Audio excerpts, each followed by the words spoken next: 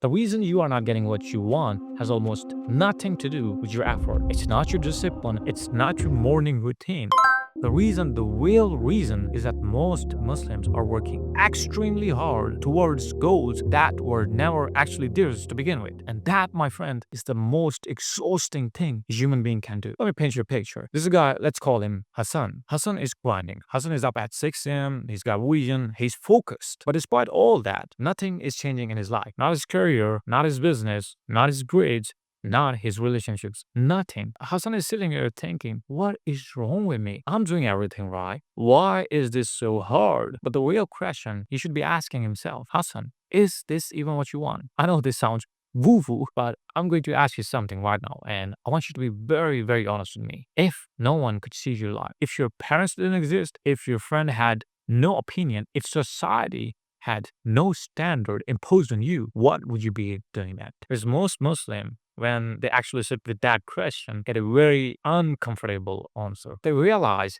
that a massive chunk of what they are chasing every day isn't actually theirs. It belongs to someone else, their parents, their culture, the society. Like, be real with yourself. Is the medical degree something you actually want? Or is it something your parents keep mentioning every time you call home? Is a corporate job something you want? Or are you just terrified of starting in your business? I know this because I lived it. A year ago, my parents wanted me to get a decent job. Seriously, beta, you know how it goes for desi parents. And society on the other side was telling me to be less religious, stop being so intense. So everyone wanted something from me, but nobody, not even me, was asking what I actually wanted for myself. And that mismatch, that gap between who you're trying to be and who you actually are, that's the real underlying cause. That's why you're stuck. According to a research, this misalignment causes what they call reduced intrinsic motivation, which leads to diminished well-being, higher anxiety, lower performance, and decreased creativity. The brain's reward system, which runs on dopamine, struggles when you are pursuing goals that don't match your internal values. You feel less pleasure, less drive, less energy, and you mistake that for laziness or lack of discipline,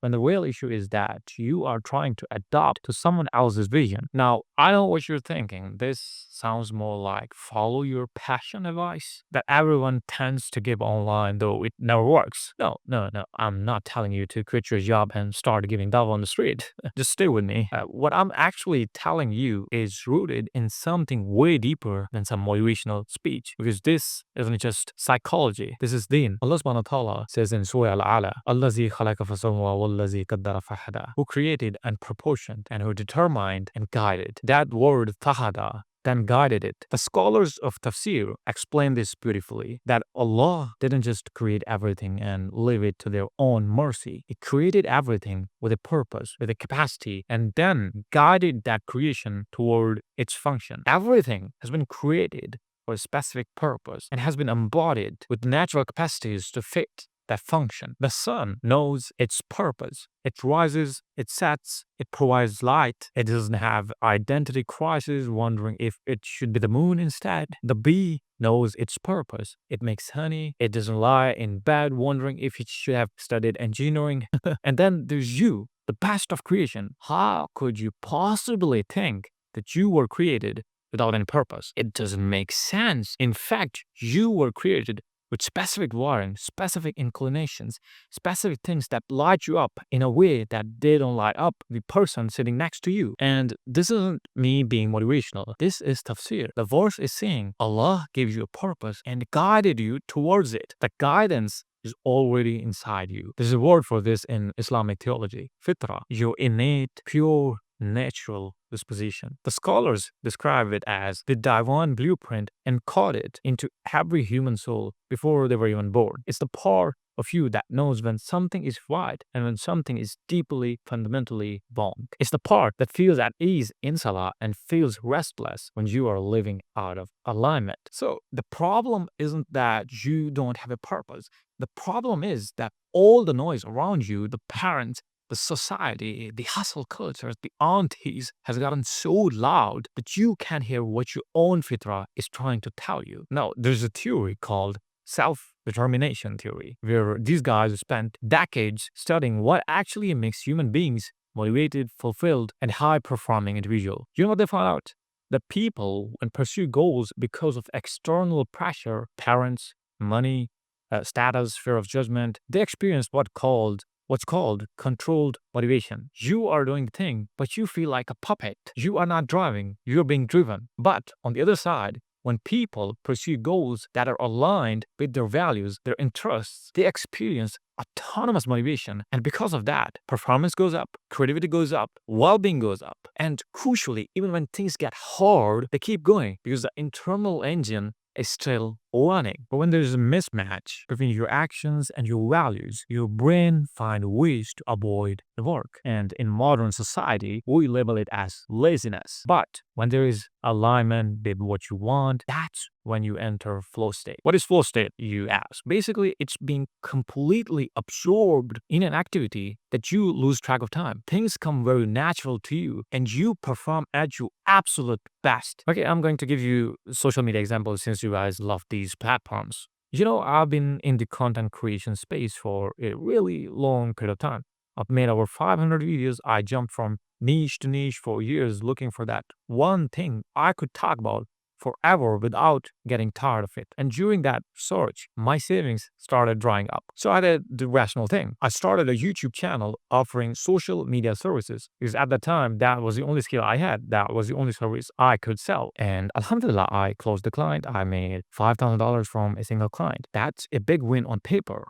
And even though this is really personal, but anyway, every time I opened my laptop to write a script, for that channel, I felt this Taiwan resistance. I'd sit there for 2 hours and write 3 sentences, and then I would feel terrible about myself and spiral into this narrative of, I'm too slow, I'm just not disciplined enough, I'm just not built for this. But when I started making videos like the ones you are watching right now, about the topics that I really care about, everything changed. I now can write these scripts while fasting. I can film these videos after a long day, not because I'm more disciplined, because the alignment is there. Now, listen, alignment alone isn't enough because there's a massive gap between what people say they want and what they're actually willing to sacrifice for it. Everyone wants to memorize Quran, learn Arabic, but the dropout rate for Quran memorization programs is staggering. And it's not that they are bad Muslims, it's because memorizing the Quran requires daily, consistent, years-long sacrifice, and it's really, really boring. And so most people want the outcome, but they are not fully committed to the process. And this applies to everything. You want the business, but you are not willing to spend 3 years making next to nothing while you build it. You want to be in shape, but you are not willing to eat eggs when you're not want biryani. The gap between wanting something and actually getting it is called sacrifice. And sacrifice only becomes sustainable when what you are sacrificing for is actually something you want deeply enough. When the mission is aligned, the sacrifice feels like a trade-off. When the mission isn't yours, the sacrifice feels like a punishment. But there's a final layer to all of this that most people completely miss, and that is belief. Most of us have been unconsciously building a very dark belief structure for years, and it goes like this. Someone criticizes you, you put that in the folder, I'm not good enough. Then you fail at something, it goes in that same folder. And eventually you have so much data, so much evidence so stacked up that the belief feels like objective reality. Maybe, I'm just not the person. I just don't have what it takes. But in reality, you can intentionally stack evidence for the beliefs you actually want to hold. Think about the hardest things you have pushed through. Maybe you sacrificed something real for something you believed in. Stack that, put it in the folder for